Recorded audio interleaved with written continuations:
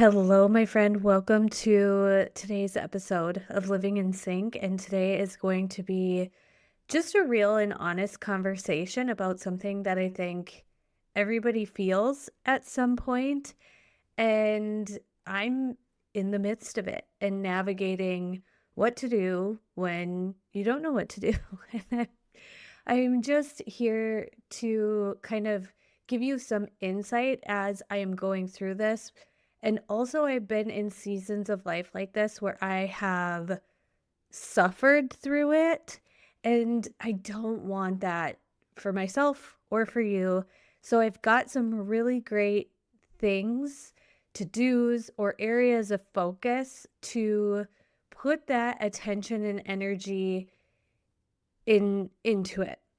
So just to be honest, like this is one of those episodes where I don't have it figured all out. I'm not here with like a 3-step plan, but I'm showing you this because I know I'm not the only one who's ever felt like stuck, unclear, or in between chapters of your life. And I want to just really thank you, longtime listeners who have been here. I mean, this podcast has gone from Girl in Charge Radio back before I had kids. Back before I had kids, me as an ambitious college, like finished my degree, new entrepreneur in my network marketing career. I had a podcast called Girl in Charge Radio. I believe I started that in like 2015. And then motherhood happened. Started up my podcast again in 2018 with intentional productivity for working moms. Like, I still love and identify so much with that season of my life, that topic, and what I am really, really passionate about. Then we transitioned to feminine edge and now living in sync. And there may be a new reiteration to the podcast, maybe not.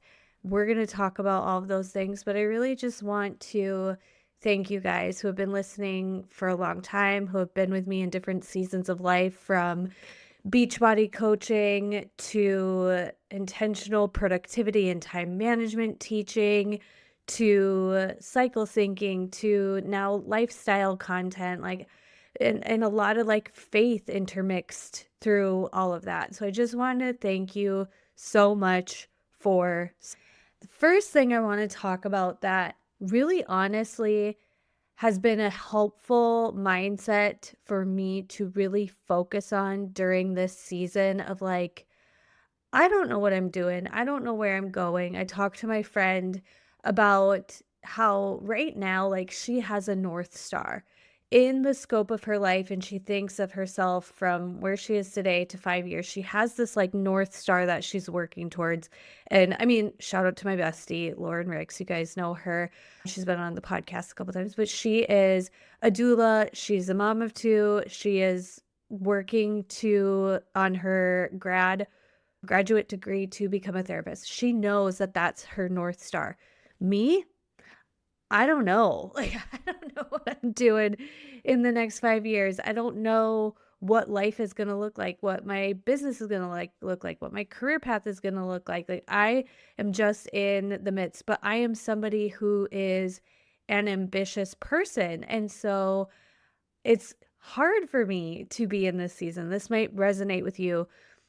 And what has really helped me with being somebody who is in a season right now where I'm like, I don't know where that 5-year plan is focusing on taking control of what I can right now and reflecting really on how grounding it can be to make your focus small, simple, and practical when things feel really unsure or like you don't have something to aim towards. So some of those areas of life for reclaiming control or controlling the controllables are health and fitness, booking appointments for myself, reading or learning something new, maybe like really trying to enhance a certain area of my life where I just am like, okay, this has just gone to the wayside, or this is just something I want to learn more about. These things could be simply decluttering your space, even if it's just one drawer or cabinet at a time. Maybe a controllable for you could be refining your budget and being honest about like what money is coming in right now, and making the small shifts that help you feel good and aligned with the stewardship of this. And that's where my focus really is stewarding. I'm not saying that's like my word of the year or anything like that, but when I feel like you are taking control of what you can control, you're being a good steward of what is in your life right now. And really, truly, as much as it is nice to have that like North Star vision to work towards, we don't know if that is actually going to be seen all the way through to fruition. Life may happen, but what we do know that's truly what we can control is the right here and right now. And so I want to ask you to look at the areas of your life and think about what are those things that are inside of your control this week? What are those small, tangible things? And for me, I even have to focus on day to day, you guys. Truly, and that's leading us into number two, but these little things matter. It's not just for productivity, but it's for optimizing this season of life and creating momentum and peace, because there are so many things outside of our control. Even if we have a 5-year plan, a 10-year plan, life could totally knock us on our butts and have to course create again. And I think I want you to even apply this to if somebody is in a different season of life than you. And I think that's one thing Lauren and I have done so well in our friendship is we can simultaneously cheer the other person on and be so encouraging and exciting for the other person, when for ourselves, we're like, we're not in that same season, right? That leads me straight into the second thing that I really want, that has been really helpful for me to focus on, that I want to share with you, is taking it day by day, one day at a time. I learned this so much from one of my clients, Corey Lee, who is a recovering alcoholic. She shares a lot about sobriety, and really the emphasis of taking one day at a time is a foundation in her recovery, but I think it is truly a solid life strategy, because all we know that we have is today and right now. And so sometimes we have to let go of this pressure to have a big plan and instead show up for today. And when you set small goals, like, for example, some of even mine, like recording this podcast episode, I had one episode to edit for a client. I have a chiropractor appointment. I am picking up groceries. Then we're doing the rigmarole with the kids after school and bringing them to a wrestling match. And then it'll be bedtime. Like when I can see what I am doing today, and then also why it matters, that has created a sense of peace to my ambitious goal getter heart of like, just focus on right now and give yourself small wins of the day. Give yourself a little bit of structure, because I think when things feel crazy or chaotic or unsure or uncertain, when you can bring in that little bit of structure, it can really help you be present. And I think that feeling of accomplishment is important for everybody. Another thing that has been really, really helpful is reflecting at night. I've talked about this before. A strategy that I learned from the book, The Gap and the Gain, is like, what went well today? And even thinking about 3 small things that went well today is such a simple but powerful reflection to do every evening. I even am trying to get my kids into the habit of this by just simply asking them, what was your favorite part of the whole day? Or what were you proud of today? Or sometimes instead of asking them, sometimes I will say what it is I noticed about them that was just like a really, really great part of our day. And you don't this is the thing that I need to hear and I feel like I need to say is you don't need to know exactly what to do with your life. You just need to know what to do today. What is there for you to do today? Because the world and society and culture has gotten our calling and our purpose so wrong. Like we often think like our purpose and our calling is the career we have or this big like movement or something that we're supposed to shout to the rooftops and over the mountains. But really, our calling and our purpose is to serve and to give back and to support and be present in what is around us right now. The third, I guess you could call this the third thing, but the third thing and emphasis that I wanted to share about was setting above self goals. Now, this could kind of seem counterintuitive to what I talked about in one, in the sense of controlling what you can control, because when I said what you can control is your health and fitness, what you can control is making some of those overdue appointments like eye doctor, dentist. I know as moms, we have put off certain types of appointments that we feel like, oh, I know I need to get in for an exam to check out this certain thing. It's this these types of seasons can be a really, really good time to do that and making the time to do those things, even if it's like hair appointment, you've wanted to make a change, you've wanted to, budget and spend some extra money on clothes for you, whatever that is, when it's like control the controllables. And then I say this third thing of setting above self goals. What I'm reading right now is a book called The Upside of Stress.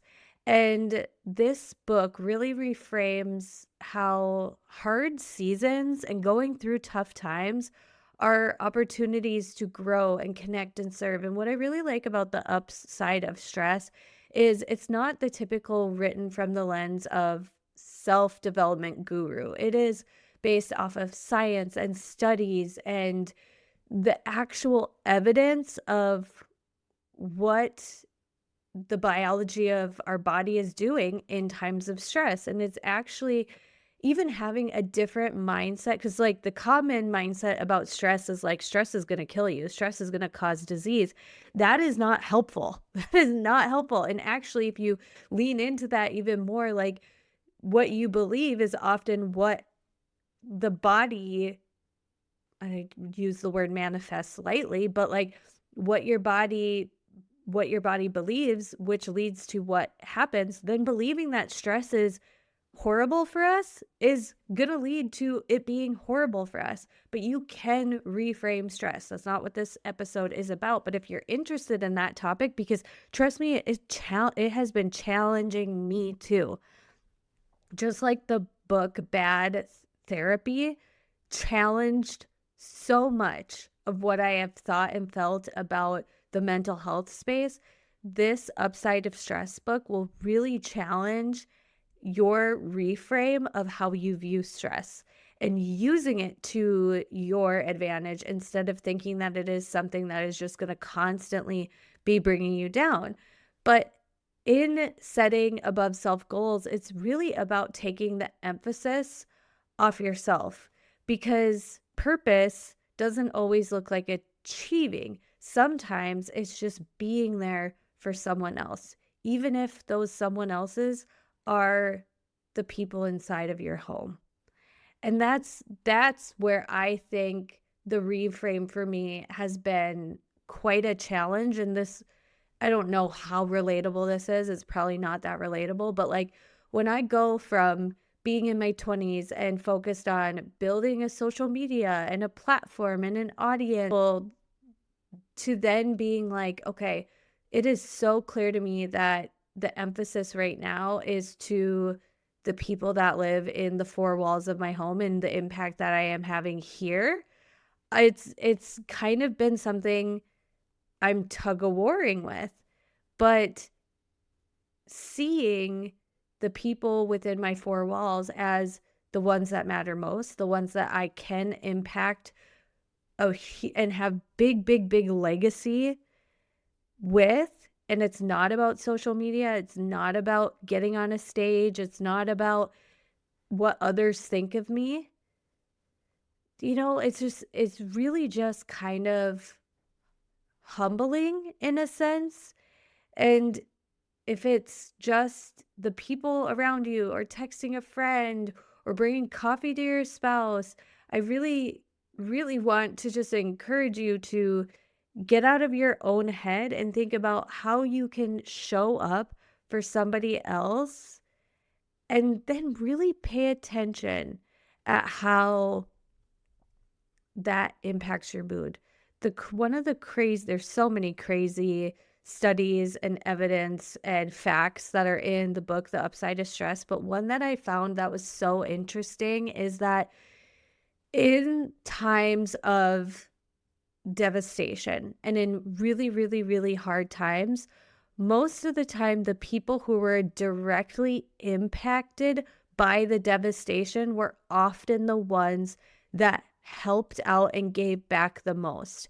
And the further away people were from the impact and the devastation of the event personally, the less that they outreached, basically.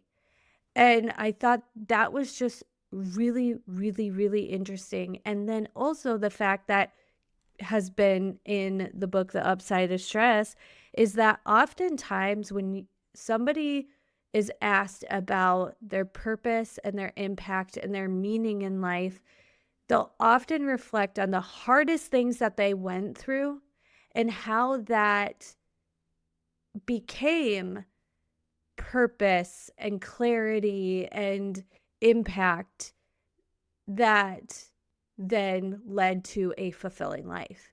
It was oftentimes the hard things that we go through that then we can use those to support, help, and impact others.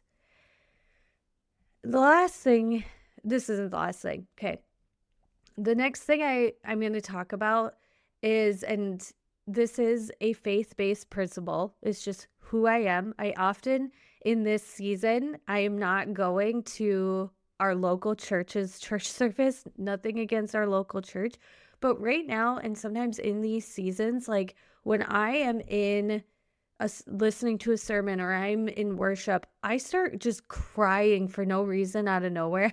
And in a small town community, like I genuinely think like there'd be like, oh my God, it would make other people uncomfortable. That's like, oh my God, she's just weeping during service. Like, what the hell is going?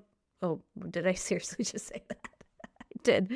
But like, what the heck is going on with so-and-so? And then that leads to assumptions, and that's not it at all. But what came to me one day was like, when you don't have a plan, pray. Because prayer isn't always asking for a specific answer. Sometimes it's just sitting in silence and asking for peace and trusting that the clarity will come and praising God for the good things that are in your life right now. And prayer can bring a peace bond beyond understanding. Jesus is the one that brings everlasting joy that does not get wavered from circumstances. And I've been so humbled time and time and time and time and time again that in the seasons of like, I don't know what to do, I know what I'm meant to do in those seasons is get closer to God. And I want to encourage you to do the same. Like, even when you don't know, God knows. And lean on truth. I was listening to a Joyce Meyer's podcast about the battlefield of the mind. And she was like, how you battle those thoughts in your mind are with truth. And sometimes you need to say out loud, like in this context of this conversation is if you're like, "God, I don't know what's next for me." You remind yourself of Jeremiah 29:11 that God has plans for you, and they're plans for future and hope and all of that goodness, and you use scripture and you use God's word and God's truth to help guide you. And here's the thing. Remember, my friend, this is a blip. This is not forever.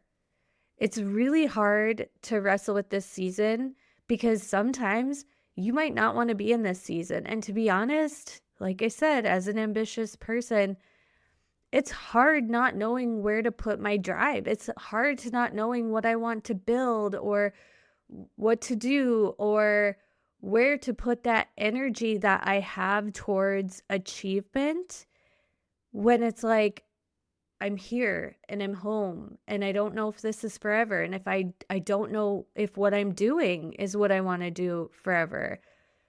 But I just have to remind me and remind you this is a blip. This is a season. This is not forever. This is just where we are right now.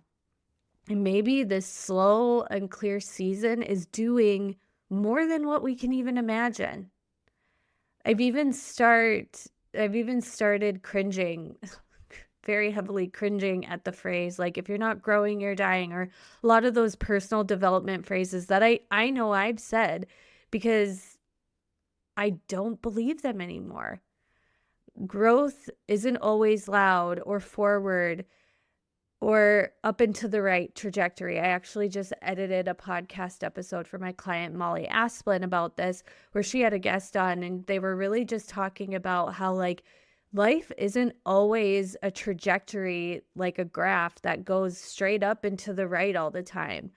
And that really resonated with me. Sometimes it's plateaued, sometimes it's backwards, sometimes it's rooted and gentle and slow and simple, and it's just unclear. You don't know what to do. And so I want to just end in reminding, if you don't know what to do, you're not failing, you're human. And this is going to happen for everybody at some time in their life. Even if you're like, oh no, there's like this friend that I have or this family member that I know where it's just like they've got it all figured out. And whether it be something that they struggle with in their 20s, 30s, 40s, 50s. Like I know a lot of my college friends in their 20s were wrestling around with this type of mindset when they were trying to figure out what degree to go towards or if they should change colleges or whatever. And in my 20s, it was like, no, I knew I was going to this school. I was studying this for my major. I had this job at the child care center. I also was starting my business. And then there's heavy emphasis in my network marketing business for like over a decade. And now I'm in my 30s being like, I don't know what's next for me. I don't know what to do with this ambition. And anytime I have tried to step out on my own and make a plan, number one, I'm really proud of myself when I have done that. Like I have made some moves in the last month, none of which have worked out to a result that I thought would happen. None of the results were like, this is how I wanted it to go. But I was proud of myself for being vulnerable. I was proud of myself for taking a step. I was proud of myself in doing what I could do to control the controllables, doing what was in my control, preparing and planning and educating myself in certain ways. And I just really want to give you that encouragement and reminder of focus on what you can do today and let the rest wait. If you're really struggling with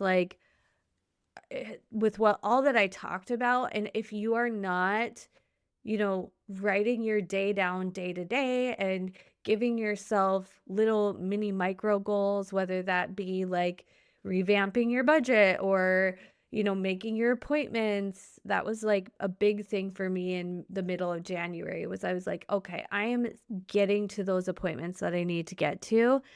And also just like day to day, put pen to paper. Like, I am serious. Take out a piece of notebook paper and map out your today. And that satisfaction of like crossing things off the list in this season where all you can control is the day to day and the right now. And sometimes, yes, as women, we need to see all that we're checking off, because there can often be this underlying layer of not enoughness, or I could always do more, or I didn't get much done today. But then when you really, if you were to seriously write it all out and be like, oh my gosh, I have a wonderful and beautiful blend of, this is me talking to myself, of time that I get to myself, time that I get to my kids. I have a bit of work to do. Right now, my client load is very much a part-time amount. I could put more on my plate. I am praying for more to come onto my plate, but I also have time for myself. I have time to go to a chiropractor appointment in the mid-afternoon and pick up our Walmart grocery order before the kids come home from school. I get to be the one that is home when they come off the bus. It might not always be like that, right? And then we also will get to go and watch the wrestling match that is tonight. Take the kids and do that, which is a community event and supportive to the community. And when I look at all of that, and then I'm also like, okay, I have edited a podcast episode, I'm checking in on another client, I will definitely have rhythms and routines for doing some tidying and cleaning and some laundry going. When you think of all of that, it's like, and I say that out loud, I think to myself, Joelle, why do you even think that you're not doing a lot right now? Like, what the heck? But that's because we are just always feeling like we need to go up and to the right in life. And there are a lot of things where it's like in business, things are not looking up and to the right. When it comes to where I want to be with my training for my 10K, it's not up and to the right. If I'm looking at where I'm at with my weight loss and where I would like my body to be, it's not up and to the right. It's not, those things aren't necessarily going in the trajectory of what I would want them to be. But what I am working on is having unwavering joy and faith and appreciation and gratitude in this type of season. So I hope this was helpful to you. This is very vulnerable, and I always tell you to come and slide into my Instagram DMs, but with a topic like this, it might be a little bit harder to be open and honest about it. But if you want to, know I'm here for you, and I would be so honored if you shared your story, your thoughts and feelings, or where you're at with this topic as well. Until next time, my friend, which I don't know when that'll be, because that is another one of my I don't know what I'm doing with the podcast. I don't know what I'm doing.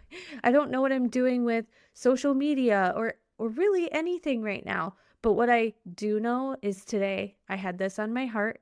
I had the notes, I had all the content, and I had the time to sit down and record. So I appreciate you taking this time for us to spend together.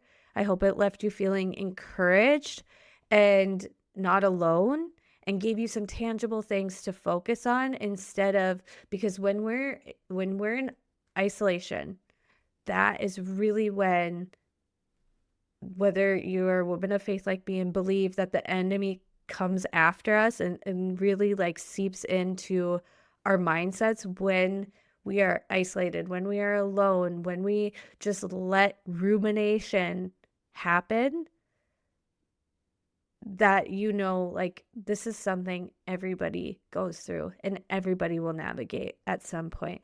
So talk to you next time. Bye.